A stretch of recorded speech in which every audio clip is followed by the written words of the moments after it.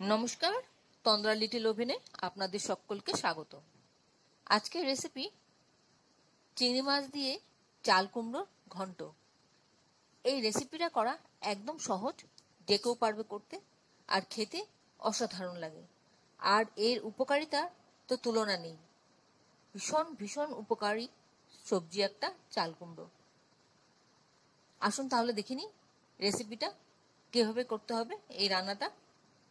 এই রান্নাটা করার জন্য এখানে কিছু চিংড়ি মাছ আছে। মাছগুলি আমি ভালো করে ছাড়িয়ে পরিষ্কার করে নিয়ে আসছি। মাছগুলো পরিষ্কার করা হয়ে গেল। এবার আমি এখানে চাল কুমড়ো একটা নিয়ে নিয়েছি। এই চাল কুমড়োটাকে কিভাবে কাটবো সেটা আমি আপনাদেরকে কাছে দেখাচ্ছি। আর এই চাল কুমড়োটা দিয়ে আজকে ঘন্টটা করব। প্রথমে আমি ভাগ করে একটু ছোট করে নিচ্ছি, নিয়ে বোটার দিকটা সরিয়ে দিয়ে নিচের দিকটা দিয়ে আমি রান্নাটা করব। এই নিচের দিকটাকে আমি দু টুকরো করে নিচ্ছি, আবার নিয়ে তার যে গায়ে খোসাটা আছে সেই খোসাটাকে আমি ছাড়িয়ে নেব। খোসাটাকে ছাড়িয়ে আমি কি করছি সেটা দেখুন। আমি একটা ভেজিটেবল পিলার নিয়ে নিলাম, নিয়ে এর স্কিনটাকে ছাড়িয়ে দিচ্ছি। এইভাবে একটু ছাড়িয়ে খোসা করে নিতে হবে। আমি আজকে এই দুই টুকরো চাল কুমড়া দিয়ে ঘন্টটা করব।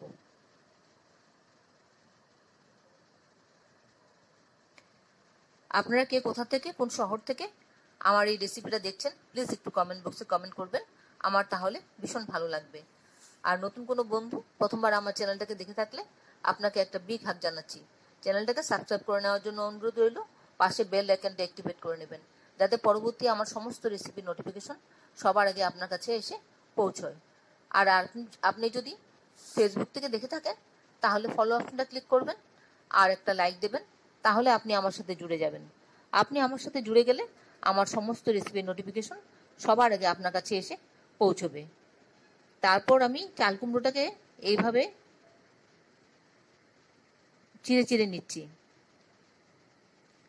আমি ঝিরিঝিরি করে চাল কুমড়োটাকে কাটবো, কিন্তু ঝিরিঝিরি করে কাটার আগে আমি এইভাবে কেটে কেটে নিচ্ছি পাতলা পাতলা করে।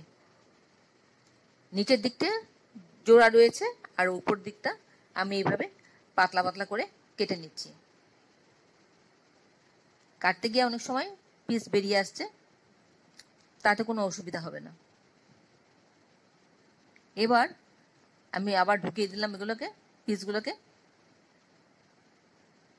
এবার আমার কাছে একটা স্লাইজার আছে, সেই স্লাইজারটা দিয়ে আমি কাটবো। আপনার কাছে যদি স্লাইজার না থাকে আমি তাহলে সেটা কিভাবে কাটতে হবে সেটাও আমি দেখিয়ে দেবো। বা যারা বটি দিয়ে কাটেন তারা বটি দিয়ে কাটবেন। এইভাবে দেখো, আমি ঘষলেই ঝিরিঝিরি হয়ে পড়ে যাচ্ছে নিচে। প্রথমে আঁচ দিয়ে নিলাম, তারপর স্লাইজারের মধ্যে এইভাবে ঘষে নিচ্ছি, আর সব ঝিরিঝিরি হয়ে পড়ে যাচ্ছে। আর যাদের কাছে স্লাইজার নেই তারা কিভাবে কাটবে, তারা এইভাবে আঁচে দেওয়া অবস্থায় ছুরি দিয়ে এইভাবে কেটে নেবে, তাহলে কিন্তু ঝিরিঝিরি হয়ে বেরিয়ে আসবে। আর তা না হলে যারা বটি দিয়ে কেটে অভ্যস্ত তারা বটি দিয়ে কাটবেন, এরকম ঝিরিঝিরি হয়ে যাবে। সবটা আমি এইভাবে আমি সবটা ঝিরিঝিরি করে কেটে নিয়ে আসলাম। এবার আমি রান্নায় চলে যাব। কড়াতে সর্ষের তেল দিয়ে দিচ্ছি। একটু বেশি করে তেলটা দেবো, কারণ আমি আগে চিংড়ি মাছটা ভাজবো। আর চিংড়ি মাছটা ভেজে একটু যেন তেল থাকে সেরকম অবস্থা করে আমি তেলটা দিলাম। চিংড়ি মাছগুলো দিয়ে দিলাম। তেলটা গরম হলে এবার এর মধ্যে একটু নুন দিয়ে দিচ্ছি আর একটু হলুদ গুঁড়ো দিয়ে দেবো, দিয়ে চিংড়ি মাছটা ভেজে নেব। চিংড়ি মাছটা কিন্তু খুব বেশি সময় ভাজবো না, তাহলে চিংড়ি মাছ শক্ত হয়ে যাবে। একটু সামান্য একটু নাড়াচাড়া করে আমি চিংড়ি মাছটা তুলে নেব। আর তারপরে যে তেলটা থাকবে সেই তেলটার মধ্যে আমি ফোড়নটা দেব। ফোড়নটা দিয়ে চাল কুমড়োটা রান্না করব। তাতে কি হবে, চিংড়ি মাছের ফ্লেভারটা যে তেলের সঙ্গে মিশে গেছে সেটা অ্যাড হয়ে যাবে চাল কুমড়োর মধ্যে, খেতে আরো বেশি ভালো লাগবে, খুব সুন্দর গন্ধটা হবে। এবার আমি চিংড়ি মাছটা তুলে নিচ্ছি। মাছটা আমার ভাজা হয়ে গেছে। এবার ওই তেলে আমি একটা শুকনো লঙ্কা দিয়ে দিলাম আর দিলাম মেথি ফোড়ন। আপনার যদি মেথি ফোড়ন ভালো না লাগে আপনারা গোটা জিরে ফোড়ন দেবেন। আর একটা তেজপাতা দিয়ে দিলাম। আমার মেথি ফোড়নটা খুব বেশি ভালো লাগে, তাই আমি একটু মেথি ফোড়ন দিয়ে দিলাম। ফোড়নটা হলে আমি তখন কি করব, এর মধ্যে চাল কুমড়াগুলি দিয়ে দেব। এবার ফোড়নটাও হলো আর চিংড়ি মাছের গন্ধটাও রইলো, সব মিলিয়ে খুব ভালো লাগবে। আর একটা কাঁচা লঙ্কা দিয়ে দিলাম, আর একটু নুন দিয়ে দিলাম স্বাদ মতন। 1/4 টিস্পুন হলুদ দিয়ে দিলাম। এই রান্নাটাতে খুব বেশি হলুদ গুঁড়ো লাগে না, খুব সামান্য লাগে। বেশি পড়লে তাতে রংটা বড্ড চওড়া হয়ে যায়, দেখতে ভালো লাগে না। এবার ভালো করে মিশিয়ে নিচ্ছি। খানিকক্ষণ মিশিয়ে তারপর ঢাকা দিয়ে রাখবো।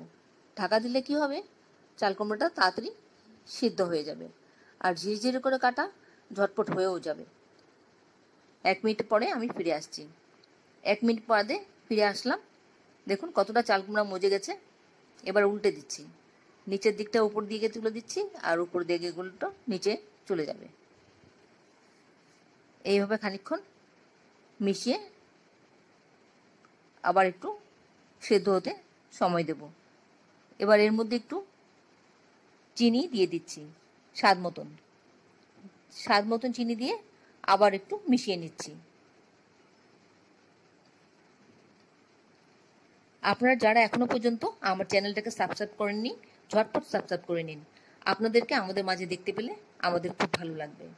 আর এই রান্নাটা একদম সহজ, ঝটপট হয়ে যায় আর খেতে অসাধারণ লাগে। আর এছাড়া চাল কুমড়ো আমাদের ভীষণ একটা উপকারী সবজি।